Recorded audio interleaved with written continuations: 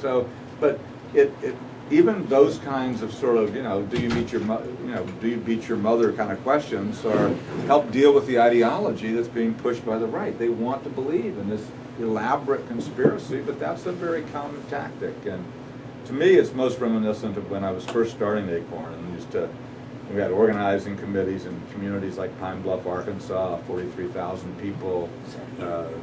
You'd be organizing a community, and the Ku Klux Klan would come to break up the organizing committee. Well, you had a choice. You either stayed there and kept building that committee and kept building the organization, or you whittled and went. And when the legislature in Arkansas in 1971 put in a resolution that we were somehow related to the Communist Party and all of our membership, you fought those fights. This is part of what the process of organizing was in where I came from.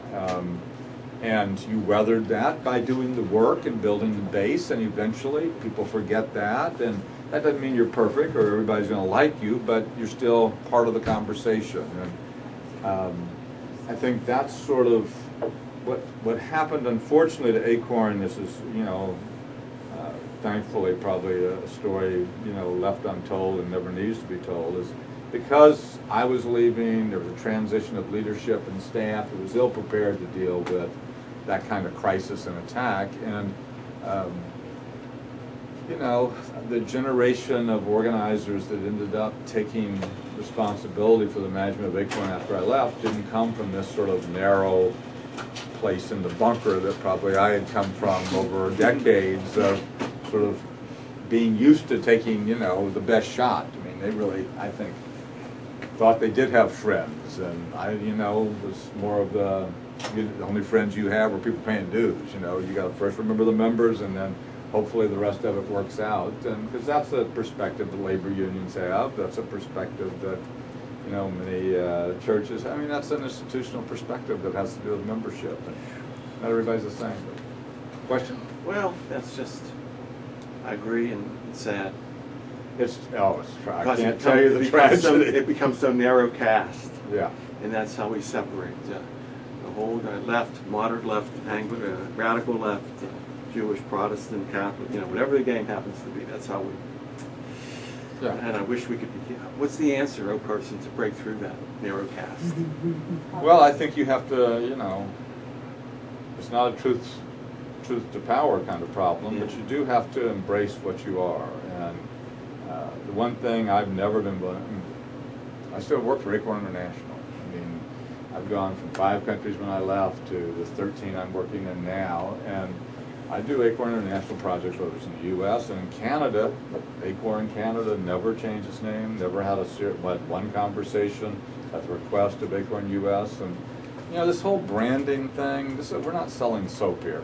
I mean, this is not Palm Olive. I mean, it means something to be Acorn. And there's not a week that goes by I don't hear from leaders and somebody in some community around the country still mourning, as you say, why can't we have Acorn back? I mean, why can't we reorganize? Well, I always wish I could say, yeah, no problem.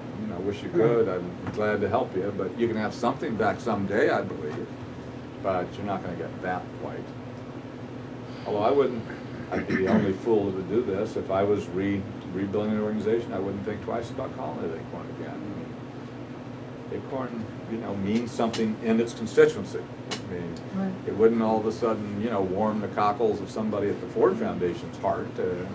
But in terms of membership where we organize, I mean, I still walk into offices like Mary Ellen's today, and New Orleans and elsewhere, and hear them describe, well, yeah, we're Action United. We used to be Acorn. So who knows what name they remember? Or they'll come in saying, "This is still Acorn, right?" And we'll call ourselves a community voice now. Well, okay, yeah, we're still Acorn, but it's a funny world. You see how it all shakes out. What's your take on Move On? Well, I think Move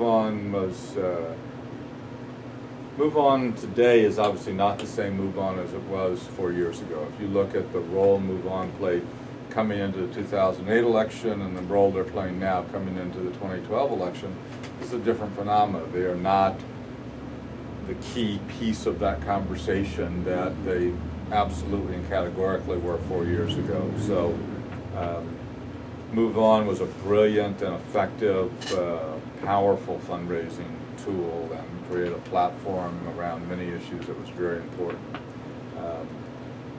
But many of us are old enough to remember when canvassing could do that, when direct mail could do that, and these technologies like tactics, always are emerging, and I still think they're able to do an amazing amount, but I couldn't tell you what the current Move On petition campaigns are. There's a Move On conglomerate that operates globally that I work with called Avaaz, AVAAZ.org. Has almost 10 million members. Nobody knows about it here in the United States. I mean, it has 1 million members in Brazil, 750,000 in France. And they talk about a theory of change. Well, theory of change is what gets someone to sign a petition. What is written in the email that provokes you to, send your sign up that you're part of it. So I think in the absence of something else, these are tools, these are ways, and it's a little bit like, direct action polling. I mean, if 150,000 people sign a Facebook petition saying don't put a $5 fee on my ATM, that has value. I mean, if it stops a bank, I'm for it. But can you, put it in a bottle and recreate that as a campaign and build something, change foreclosures? No. There's some issues that you have to have people boots on the ground as well as things in communications and web and whatever. But, so I don't know. I mean, I just don't know that Move On. I mean, I'm open to be educated. I'm just not seeing Move On in the same way that I saw it. So it's hard for me to be as hopeful of what they might do. But just feel your wealth of knowledge. Yeah. In activism. I really feel that you know it. Yeah, and there's an old joke in organizing about being too old to door knock and too young to die. I keep thinking, I kind of wish I'd made it a little farther in Acorn, so it was less. I was still not healthy enough that I would say, "Damn, you mean this guy? I'm gonna have to build something else." And I don't know that I could or would or know how to do it, but I do join all of y'all in that same notion that there is, there's a huge demand out there for something. Now, what is it? And, would any of us collectively or whatever know how to put it together? I mean, that's precisely why I kind of try to have these conversations wherever I can get the opportunity around the country, is I do think there's a lot of, you could see that in Occupy. I listened to a number of those GAs, and they drive a lot of organizers crazy. It's not their methodology. It's not it's not the thing. They don't know what to do here. But I wanted to crawl under the pew first time I saw them. I know, but I'm actually more friendly to it because the process and how it moved out of Spain and Italy I thought was very interesting. If you read the sort of original source materials, I think those are I think you have to respect people trying to do something different in organizing. And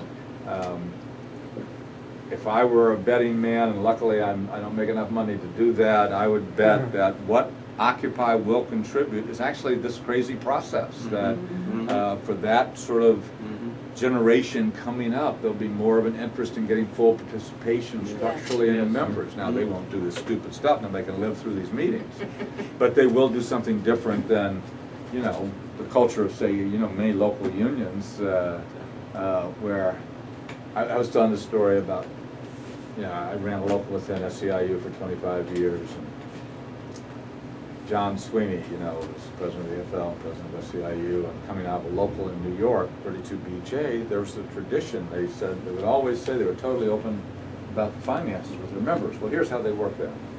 They made 10 or 20 copies of the whole financial report for the month and put them on a chair at the very back of the room when they had their monthly meetings. And there was a sergeant at arms assigned to put them on the chair and stand there. And the culture of the union was that no one